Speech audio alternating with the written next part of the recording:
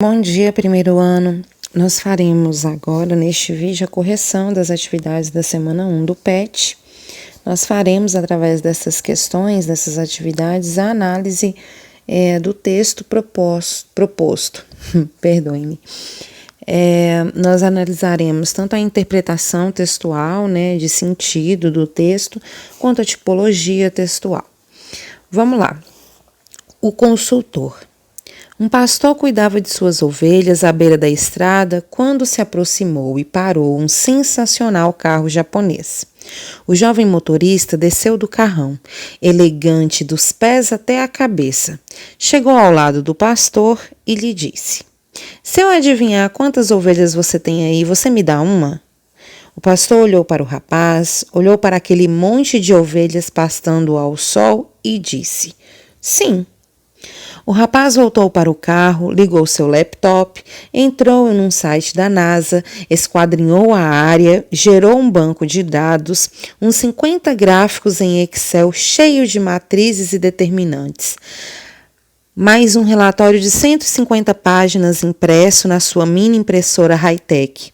Virou para o pastor e disse: "O senhor tem 1.343 ovelhas aí no pasto." O pastor respondeu: "O senhor acertou em cheio. Pode pegar a sua ovelha." O rapaz foi lá, pegou a ovelha e a colocou na traseira de sua Cherokee. Não sei como se pronuncia. Então o pastor disse: "Se eu adivinhar a sua profissão, o senhor me devolve a minha ovelha?" "Certo", respondeu o jovem. "O senhor é consultor", disse prontamente o pastor. "Como o senhor adivinhou?" perguntou o jovem. "Foi fácil", disse o pastor. "Primeiro, porque o senhor veio aqui sem eu ter chamado. Segundo, porque me cobrou uma ovelha para me dizer o que eu já sabia. E terceiro, porque não entende nada do meu negócio, pois acabou pegando o meu cachorro." Vamos lá. Pergunta de número 2. O texto tem fim humorístico, jornalístico, técnico ou publicitário? Nós temos um texto com finalidade humorística, Apesar de parecer falar sobre técnica, este não é um texto técnico, Este é um texto com finalidade humorística. Explica a relação sugerida no texto entre o conhecimento teórico e o prático. Bom, nós temos um consultor cheio de conhecimentos técnicos e um pastor que, teoricamente, não teria tanto conhecimento técnico assim. Não tem equipamentos de alta tecnologia e faz as coisas todas de maneira empírica, através da sua experiência. E aí, quando chega no final do texto, a gente percebe que aquela pessoa, aquele consultor, cheio de conhecimento tecnológico, conhecimento técnico, não tinha conhecimentos básicos que só a experiência pode trazer, só a prática pode trazer. Então, o que a gente consegue aprender desse texto em relação ao conhecimento teórico e o prático é que o conhecimento teórico, o conhecimento técnico, ele de nada adianta se nós não tivermos junto a ele o conhecimento prático do dia a dia, da experienciação de uma profissão ou de um determinado assunto. Correto? Alguma dúvida sobre isso? Se tiverem, anotem e me mandem no grupo ou no privado. Número 4. Em todas as alternativas, os termos retomam o referente, o jovem motorista, exceto em. Quando no texto se fala o rapaz, está se referindo a quem? Ao pastor ou ao jovem motorista? Olha lá. O jovem motorista desceu do carro. Então, o jovem sempre retoma... O rapaz retoma a esse jovem motorista. Quando é dito no texto, O rapaz voltou para o carro. Quem voltou para o carro foi o jovem motorista. Então, se refere a ele? Sim. Um consultor. O jovem, ele era consultor. Mas no texto, em nenhum momento, nós temos a expressão um consultor sendo utilizada para retomar o jovem motorista, o termo jovem motorista, né, o referente, o jovem motorista. A única hora em que a palavra consultor aparece no texto é quando o camponês adivinha que ele é consultor, né, diz que ele é consultor. Então, um consultor é a única expressão, é o único termo que não retoma o jovem motorista.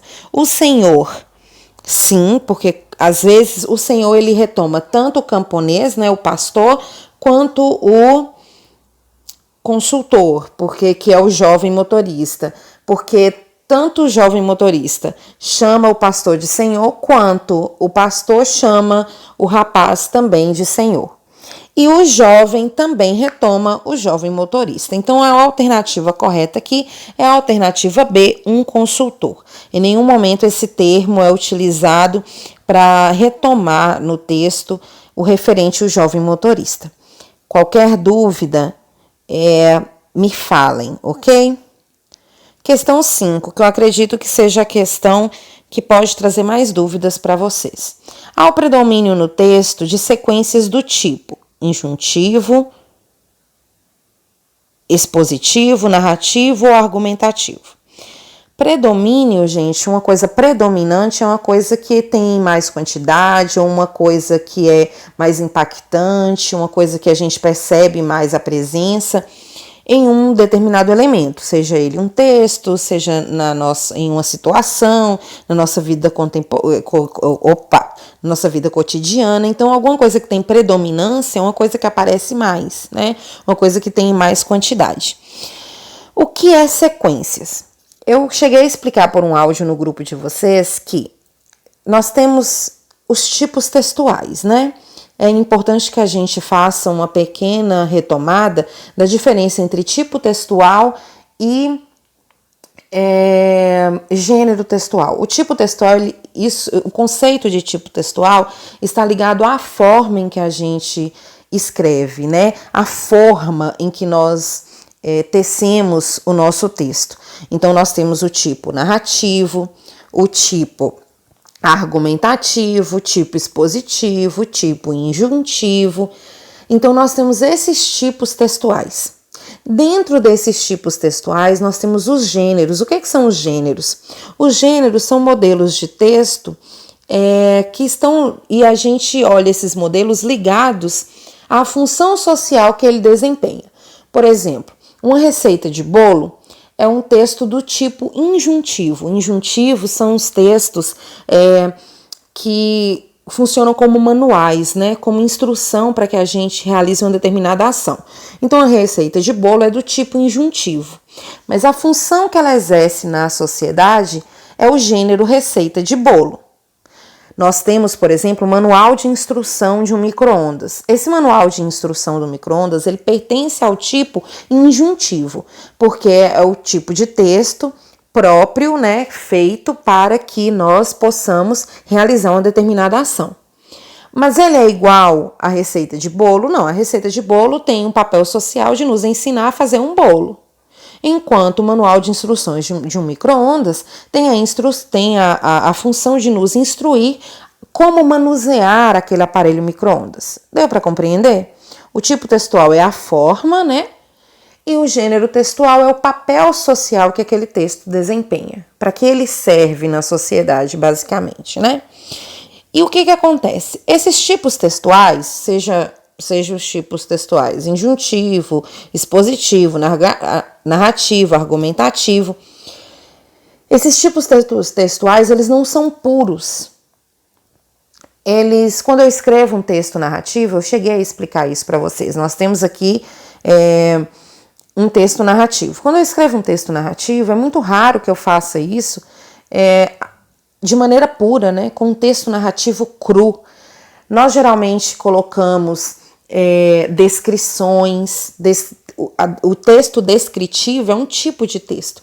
Então, nós vamos lá no meio do texto narrativo e colocamos descrições, então nós colocamos sequências de texto descritivo. Às vezes nós fazemos um texto narrativo e nós queremos, através dele, argumentar um ponto de vista, e aí nós colocamos no meio dele sequências de texto argumentativo, mesmo ele sendo predominantemente narrativo. Neste texto aqui, nós temos o texto, um texto narrativo e que possui sequências, sim, descritivas. Por exemplo, mas qual é a predominância? Qual é o tipo de sequência que existe mais em um texto narrativo? A sequência narrativa. Então, a resposta é a letra C. Predomina dentro desse texto, ele é um texto narrativo, o texto narrativo tem como característica um narrador que narra os fatos, os personagens, né? Esse narrador pode ser personagem ou observador, e ele é um texto escrito em prosa, né? Então, assim, ele é um texto narrativo e, portanto, as sequências, né? As partes principais, as partes predominantes, são partes narrativas. Eu espero que isso tenha ficado claro. Acho que em sala de aula eu conseguiria explicar isso melhor para vocês. Mas caso vocês tenham qualquer dúvida em relação a isso, podem mandar mensagem que eu respondo.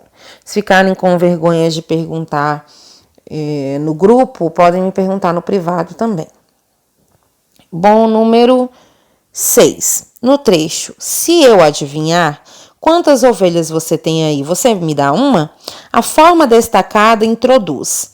A forma destacada é se eu adivinhar. Essa forma, se eu adivinhar, introduz uma ordem. Quem diz isso daí é o rapaz, né, o consultor. Ele dá uma ordem? Não, não é uma ordem. Letra B, é um conselho? Não, ele não está dando um conselho.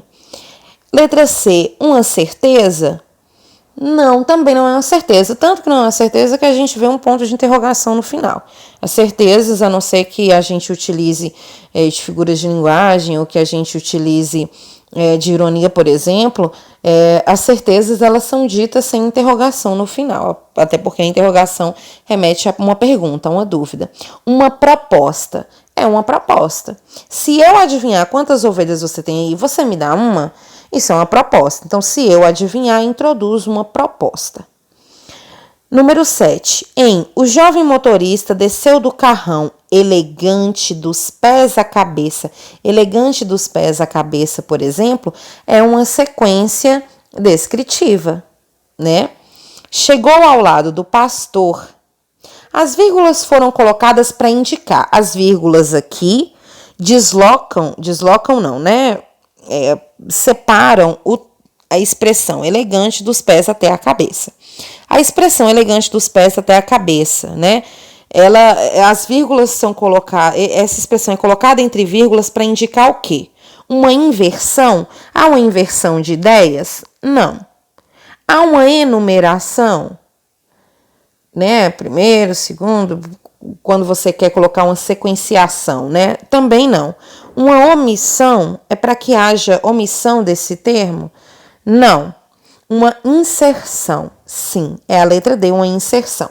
As vírgulas foram colocadas para que, no meio de todo o período, né, houvesse a inserção da descrição de que este rapaz estava elegante dos pés à cabeça. É para inserir essa descrição. Então, as vírgulas foram colocadas aí para fazer a inserção dessa ideia, a inserção desta informação.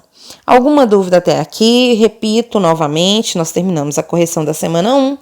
Repito que vocês escrevam as perguntas e mandem para mim. Qualquer dúvida que tenham, opinião divergente da minha também. Grande abraço!